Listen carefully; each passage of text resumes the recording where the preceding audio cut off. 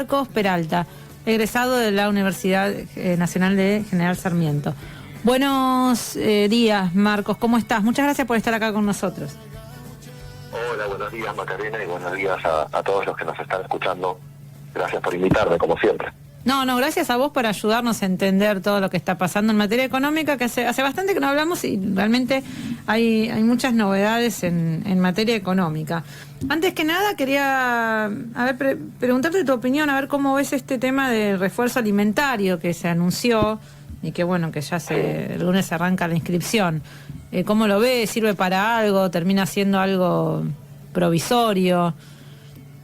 No, a ver, la verdad es que siempre sirve para las personas que no tienen ingresos, tener un ingreso que aunque sea de 45.000 pesos, que se va a pagar en 2 cuotas, bueno, antes que nada pareciera ser algo, ¿no? Para esas personas que lo reciben. Sin embargo, como siempre, Macarena, me parece importante poner en el centro de la discusión que esto, en comparación a las políticas oficiales más de conjunto y no tan enfocado, digamos, por ahí en la consulta que vos me estás haciendo, sí, es más bien un parche, ¿no? Sobre todo para las grandes mayorías que, como venimos hablando en las últimas intervenciones, lamentablemente siempre nos tenemos que estar refiriendo a la situación de agravamiento para las grandes mayorías trabajadoras de la Argentina, ¿no? O sea, se sigue sosteniendo lo que es un deterioro de las condiciones de vida. Estamos hablando, uno de los datos que traía para compartir con ustedes es que la canasta de pobreza para una familia tipo está ubicada en 128.000 pesos, ¿sí? Si vos comparás estos 128.000 pesos que necesita hoy una familia solamente para no ser pobre contra los 45.000 pesos, y que ni siquiera van a ser 45.000 pesos en un solo mes, sino dividido en 2 meses, bueno, realmente, digamos, no quiero dejar de señalar de que es importante para la familia, pero me parece todavía más importante ponerlo de relieve y compararlo con otras medidas que está desarrollando el gobierno y con otras medidas de política pública que se están debatiendo, ¿sí? Por ejemplo, bueno, uno de los datos que, digamos, que quería hablar con ustedes, algo que, digamos, seguramente en todos los medios de comunicación lo repiten y estuvo en el debate público en las últimas semanas, fue el coloquio de IDEA, por ejemplo, ¿sí? De la otra punta, digamos, de la escala social o del entramado social argentino, digamos, partimos de los 45.000 pesos que reciben o que van a recibir los sectores más pobres de la Argentina, pero por otro lado los sectores más poderosos, digamos, que instalan sus debates en los medios masivos de comunicación y que celebraron en Mar del Plata entre el 12 y el 14 de octubre el coloquio de IDEA, bueno, ellos pusieron una consigna que me parece interesante que entre todos la debatamos, ¿sí? Su consigna fue ceder para crecer. ¿Sí? Ceder para crecer. Ceder para crecer, y me pareció interesante ese juego de palabras entre, digamos, a ver si efectivamente ceder significa crecer, por ejemplo, desde una mirada propia de nosotros, ¿no? Desde los que vivimos de nuestro ingreso. Y bueno, tengo algunos datos para compartirles que por ahí nos pueden clarificar, no desde el punto de vista de estos grandes grupos de poder que ya tienen, digamos, constantemente y sistemáticamente su voz en todos los medios de comunicación, sino de una mirada de los que efectivamente con nuestro trabajo generamos riqueza en el modo de producción capitalista, digamos. Esa es la realidad, digamos, hoy ninguna máquina, ningún emprendimiento, ningún proyecto es viable sin que los trabajadores pongamos nuestra fuerza de trabajo. ¿Sí?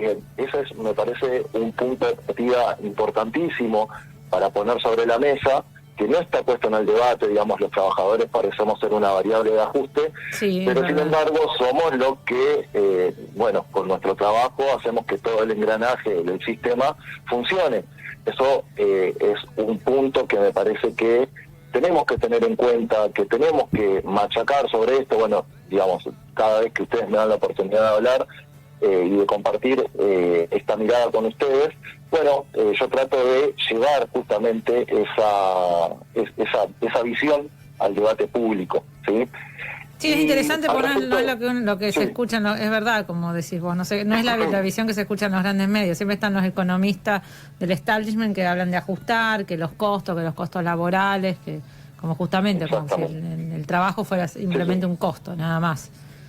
Exactamente, y muchos de nuestros compañeros y compañeras, digamos, que son del campo popular o que digamos que compartimos intereses en común, muchas veces, digamos, son llevados a la rastra, digamos, ideológicamente por estas visiones, justamente, digamos, porque no hay un debate público, no hay un debate en los medios de comunicación que les haga tener una perspectiva diferente a la que constantemente te meten, digamos, en redes sociales, en cualquier lado, ¿no? Claro. Pero los datos están, y es importantísimo, Macarena, que nosotros los pongamos en este debate, que los pongamos sobre la mesa.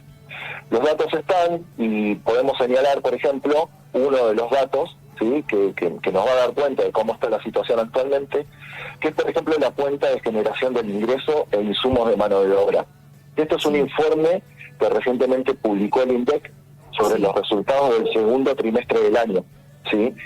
Allí lo que estamos observando es que sobre el total del valor agregado bruto, el valor agregado bruto es sobre lo que el valor que agrega la producción, ¿sí? O sea, cada proceso productivo agrega valor sobre las materias primas, ¿sí? Y ese valor agregado bruto es la riqueza que generan de nuevo los trabajadores, y esa es la riqueza que generan los trabajadores.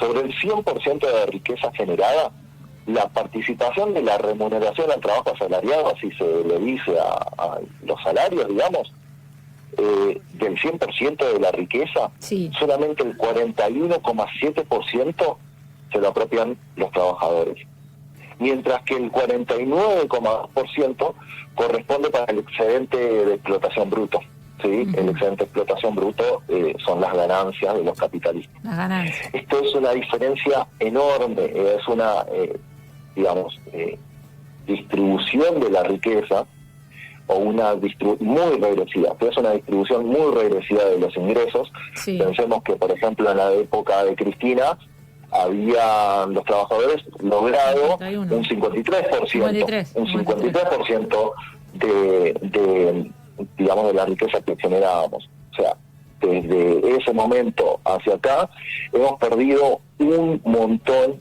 de recursos los trabajadores, y eso es inevitable que se sienta en el día a día, ¿sí? El resto, digamos, entre la diferencia entre el 41,7 y el 49,2 que se llevan los trabajadores y digamos, el excedente de explotación bruta, que son las ganancias, el resto corresponde al ingreso mixto bruto, que son por ahí los trabajadores cuentapropistas, que no se puede diferenciar entre sus ingresos por ganancias y sus ingresos por su trabajo, ¿sí? Pero lo interesante para lo que nosotros estamos hablando, que es la actualidad económica, es que esta distribución de la riqueza social tienen datos que son importantes para que entendamos cuáles son las implicancias de las políticas que actualmente se llevan adelante, ¿sí?, por parte del gobierno nacional, ¿sí? Que si bien discursivamente pueden tener o incluso llamaron a votarnos, nos convocaron para que los votemos con una política, digamos, que pretendía tener otros resultados, hoy la verdad es que tenemos esta realidad que estábamos hablando, ¿sí? Y, digamos, uno de los datos que tenemos y que me parecía también interesante que pongamos sobre la mesa, ¿sí?, es que en el rubro, vamos a agarrar uno de los rubros, de todos los rubros en que se desagrega este informe, ¿sí?, que estamos señalando del INDEC, ¿sí? Sí. Uno de los rubros es agricultura, ganadería, caza y silvicultura.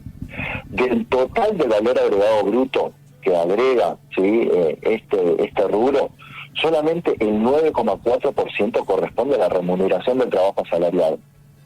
Solamente el 9,4% corresponde, 9,4% del total del valor que genera el segmento agricultura, ¿sí?, Solamente eso se llevan los trabajadores.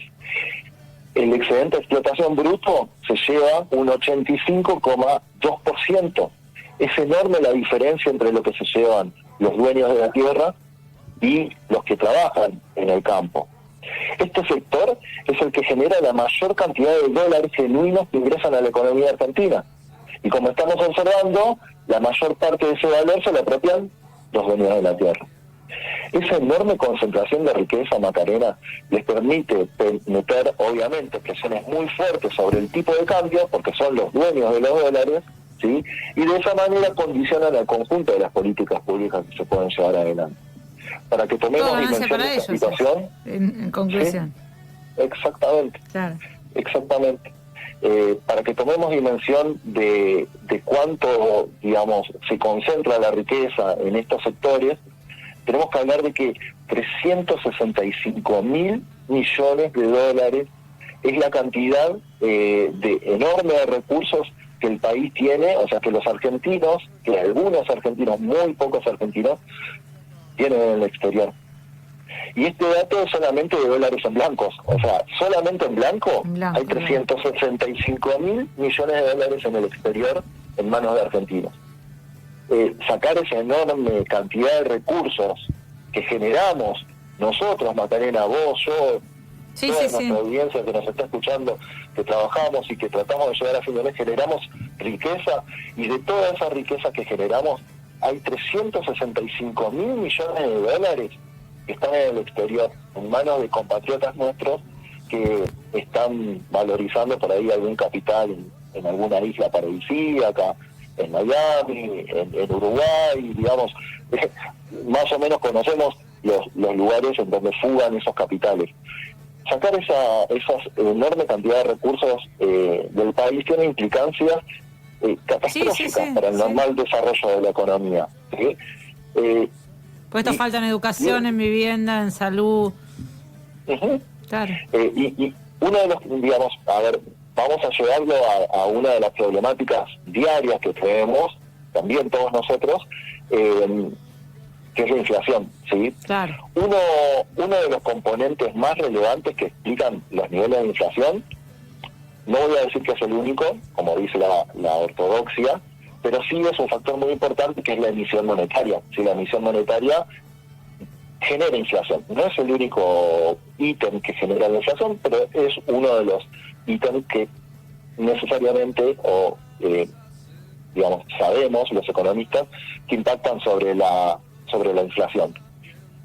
¿Sabes cuánto se emitió para darle a este sector que tiene, digamos, una distribución muy regresiva de los ingresos, como es el campo? ¿Sabes cuánto se emitió en el dólar soja para que estos sectores, digamos, liquiden sus granos? Se estima que se emitieron 380.000 millones de pesos para el dólar soja. Esto es el equivalente de estos 380.000 millones de dólares, que es una aproximación, digamos, el gobierno no lo publica, son estimaciones que se pueden hacer, que se pueden buscar.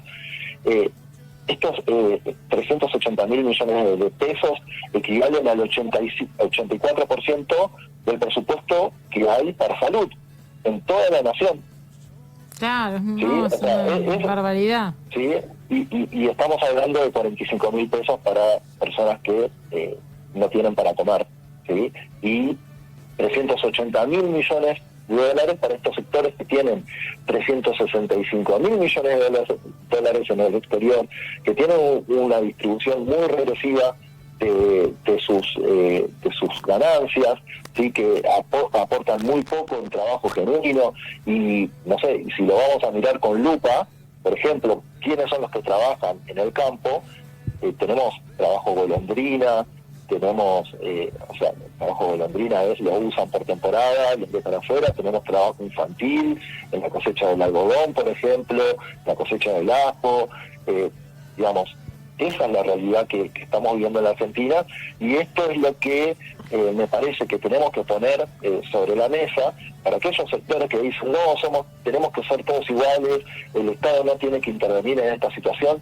Si dejamos a las personas que cobran 45.000 pesos por mes indefensas, sin siquiera esos 45.000 pesos con intervención del Estado, y que estos poderosos que tienen 365.000 millones de dólares en igualdad de condiciones, claro, sí, no, hay algo que no. Pensemos un poco en dónde nos pueden llevar ese tipo de situaciones que, de nuevo, Macarena, esto lo hemos hablado anteriormente, estas políticas anteriormente las aplicaban dictaduras militares y hoy en día, por decir algún nombre, Javier Milei... Sí, están planteando eso. Sí. Están planteando, y ni siquiera, bueno, el expresidente Macri, digamos, plantean este tipo de situaciones hablando de una abstracta libertad. Burrich que dijo que va a sacar todos los planes. Sacar planes. Sí, digamos, estamos hablando de esa situación. Y el gobierno el gobierno actual, desde mi perspectiva, Macarena, y esto, digamos, obviamente está abierto al debate, contribuye a, digamos, con sus políticas, o sea, está adoptando estas políticas, digamos, de ajuste, estas políticas alineadas con el Fondo Monetario Internacional, que obviamente lo trajo el gobierno anterior al Fondo Monetario, pero el gobierno actual lo tomó, lo convalidó y lo hizo no por decreto como lo hizo el gobierno anterior, sino que lo hizo votar por la Cámara de Representantes, claro, digamos, por diputados, por senadores, y de esa manera convalidó el acuerdo que, desde mi punto de vista y desde el punto de vista... convalidó el acuerdo con Macri, el préstamo de Macri. Sí, que fue ilegal, o sea, desde el punto de vista de la jurisprudencia internacional, digamos, no el fondo no podía prestar para la fuga de capitales, y sin embargo estamos viendo que eso fue lo que se hizo con esos recursos, y no hay ningún juicio que tenga perspectiva de ganar, digamos, contra, digamos, los que fugaron esos enorme cantidad de recursos, digamos, estamos hablando de 50.000 millones de dólares, 44.000 millones de dólares, bueno, depende de cómo lo quieras analizar, pero actualmente estamos convalidando eso, ¿sí? Y por otro lado estamos tratando de sostener, ¿sí? Bueno, por ejemplo, el dólar soja es uno, pero hay un crisol de tipos de cambios, ¿sí? Vigentes, digamos, volviendo al tema de actualidad, y cada uno de esos tipos de cambio, digamos, que digamos, los estuvimos debatiendo las semanas anteriores, que digamos, se hacen un festín, obviamente, la oposición, porque realmente es ridículo, ¿sí?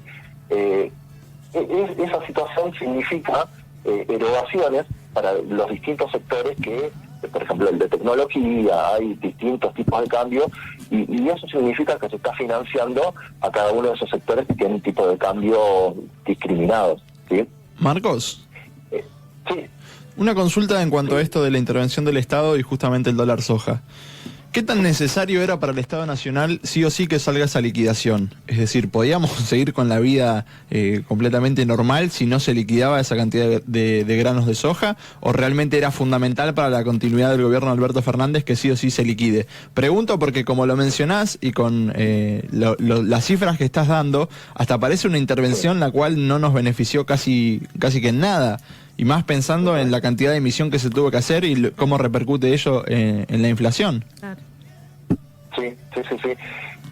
Mira, desde el punto de vista que estoy planteando, hay alternativas a esa situación, ¿sí? De hecho, por ley, sí, hay algunas leyes, por ejemplo, la ley de góndolas, o el Estado podría de alguna manera intervenir en el mercado de granos. De hecho tiene la potestad constitucional de intervenir, por ejemplo, el comercio exterior, y si se interviene sobre el comercio exterior, por ejemplo, que el Estado regule el comercio exterior, o sea que los privados no pueden vender, por ejemplo, al exterior por su cuenta, tendrían que hacerlo, por ejemplo, con el Estado, y entonces de esa manera se podrían generar recursos y, digamos, los privados no tendrían otra alternativa que venderle al Estado a un precio competitivo, y el Estado de esa manera, digamos, recibiría los dólares y podría administrarlo de una forma muchísimo más eficiente para, por ejemplo, generar políticas de desarrollo en la Argentina.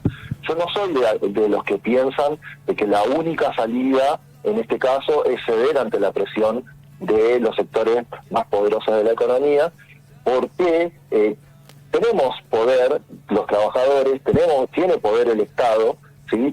Para y tenemos no solamente poder, sino herramientas constitucionales para poder enfrentar esta situación. La verdad es que el clima de época, te diría, sí, que todo apunta a decir, no, es lo único que podíamos hacer porque no teníamos dólares de reserva, ese es el argumento. Como no teníamos reserva de dólares, esta es la única salida que tenemos. Entonces, primero, que tenemos pocos dólares porque, por ejemplo, digamos, en la época de Martín Guzmán se daban dólares oficiales, o sea, dólares baratos, por ejemplo, para importar aviones de lujo, jets privados, embarcaciones de lujo. Todo eso era financiado con las importaciones a dólar, subsidiado por todos nosotros. Matías, ¿no? Sí. Sí, Matías. Ya te conozco la voz, Matías. Entiendo. Decime si te leo mal, prefirieron pagar un costo económico que un costo político de ir contra estos grandes sectores que vos mencionás. El gobierno prefirió pagar el costo económico de emitir y generar más inflación que el costo político de decir no y a intervenir a los sojeros, por así decirlo. Sí, esa podría ser una lectura. Yo creo que las políticas populares, o sea, no tienen costo político. Es lo que hay que hacer. Digamos, el costo político lo van a tener, por eso, o sea, porque... casi generar un mal clima social. Claro, o sea, a ver, acá hay intereses contrapuestos, ¿sí? No existe en el modo de producción capitalista un punto de equilibrio en donde todos ganan, ¿sí? O sea, generalmente... digamos, los trabajadores queremos ganar lo mejor posible por nuestro trabajo y los capitalistas del otro lado lo que quieren es ganar el margen de ganancia más grande posible, digamos, y ahí tenés digamos, en el corazón del capitalismo una relación antagónica. Entonces, ¿no crees en la tercera posición, vos, Marco? ¿Cómo? ¿No crees en la tercera posición? Existe la tercera posición, ha tenido, digamos, a lo largo de la historia diferentes momentos. La tercera posición, digamos, ha sido en el primer peronismo, por ejemplo, muy favorable, digamos, logramos el aguinaldo, logramos, reivindicaciones populares muy, muy importantes, pero también esa tercera posición fue la que impulsó la AAA, digamos, fue cómplice de la dictadura, tuvieron intendentes, gobernadores, digamos, con la tercera posición. Entonces, es muy amplio todo la lectura de una tercera posición. Es un debate muy interesante que lo podemos tener. Sí, trasciende lo económico. Que trasciende la situación económica, obviamente, pero en el corazón de todo eso está el determinante es la economía, ¿sí? O sea, el determinante de toda la política es economía, ¿sí? O sea, cualquier decisión política que se tome toca intereses, y al tocar intereses estamos hablando de recursos, y esos recursos es lo que miramos de la economía. Por eso, digamos, me parece esa visión, y creo que también lo hemos hablado en algunas oportunidades, esa visión entre economía y política. En realidad existe una diferenciación en el pensamiento, pero en la práctica, en la realidad diaria, del día a día, es indiferenciable, ¿sí? O sea, la economía es política. Marcos, entonces, no te quiero sacar del tema. No, te quería preguntar si has visto el presupuesto y si realmente es un presupuesto de ajuste, el presupuesto que se va a tratar la semana que viene.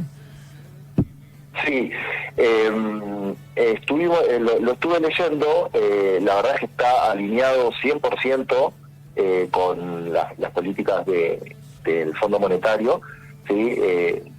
Profundiza la situación actual de ajuste, digamos, actualmente, digamos, acá tengo el dato, por ejemplo, del trimestre julio y agosto, se redondeó un recorte en términos reales, ¿sí?, del 7,8% en comparación con el mismo lapso del 2021. Y según cálculos del Instituto de Pensamiento y Políticas Públicas de Claudio Lozano, la peor parte se la llevaron las prestaciones sociales, con un ajuste del 7%. O sea, estamos ajustando sobre las personas lo más débil, lo más necesario. ¿Sí?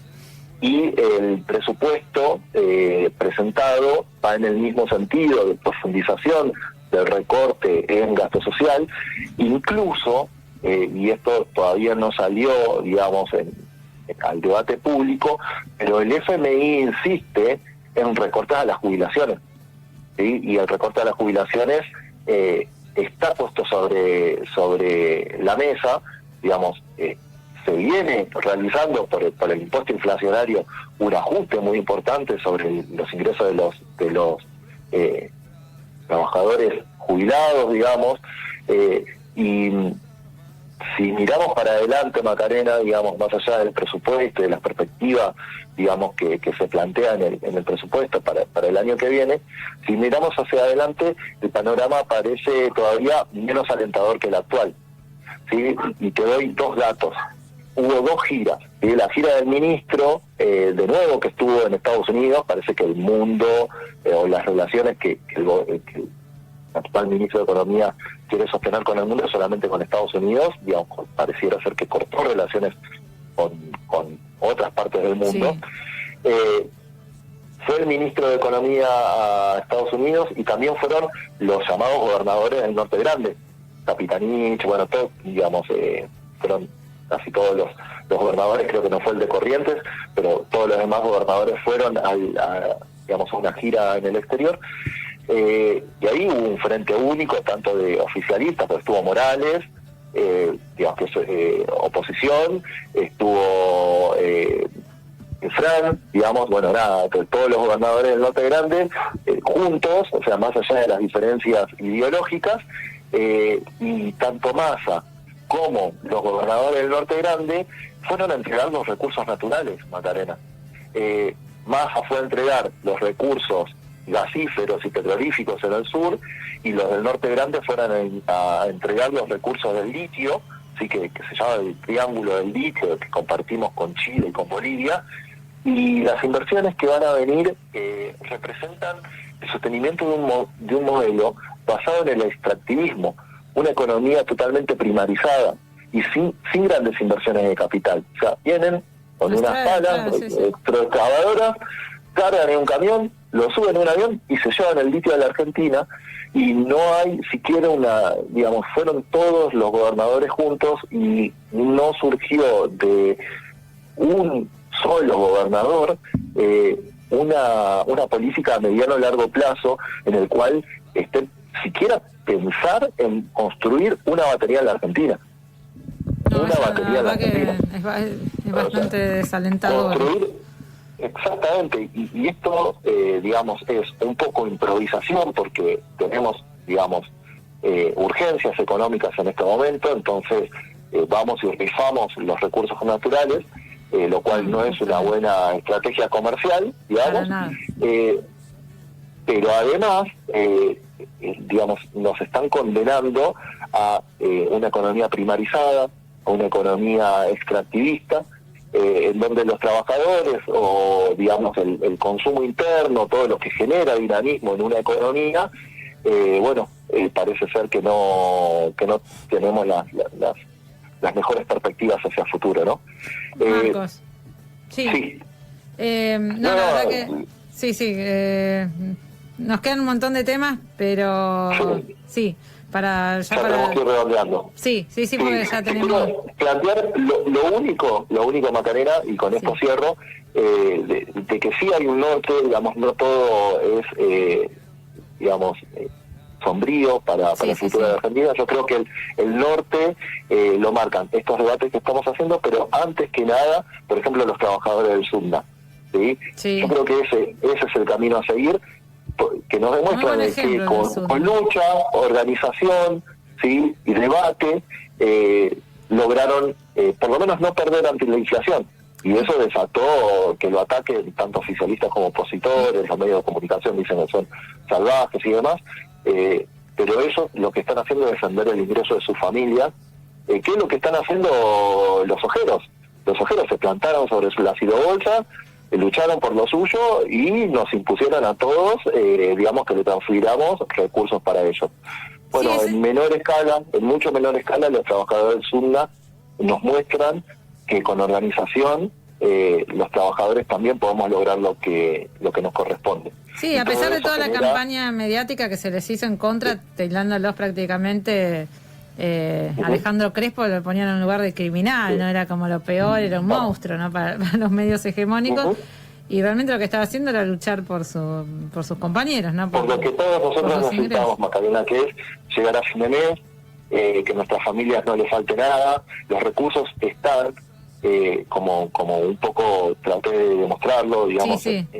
Están en el lugar equivocado, pero están en los bolsillos equivocados. Claro, exactamente. tal cual. Y la importancia también, esto del SUNA, es decir, bueno, porque entonces van a haber neumáticos. Bueno, entonces dense cuenta de la importancia que tienen, que si no los trabajadores no dan su fuerza de trabajo, no se produce, no hay nada. O sea, entonces que esto sea una forma de darse cuenta, lo que dijiste vos al principio. Sin trabajo no hay nada.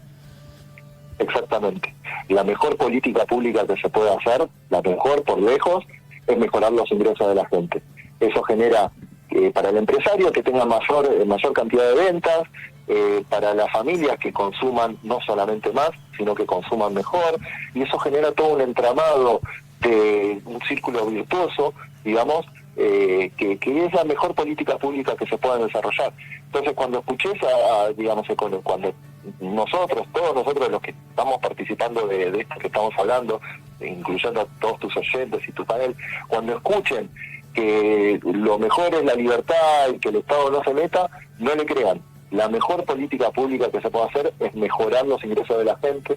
De esa manera todos vamos a vivir mejor y se va a generar un círculo virtuoso que nos va a sacar de esta situación. Eso es la mejor recomendación de política económica que se puede llevar adelante. Totalmente de acuerdo. Marcos, bueno, te agradecemos mucho por esta conversación y vamos a seguir hablando porque es importantísimo todo lo que pasa a nivel económico. Yo les agradezco a ustedes el espacio y como siempre a total disposición para lo que necesiten. Muchas gracias, te esperamos acá en el estudio un sábado.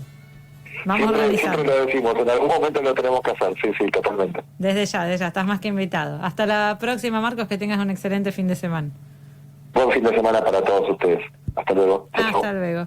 Bueno, escuchábamos a Marcos Peralta. Nos vamos a un breve corte, muy breve, que ya viene la columna de Matías Gonzalo.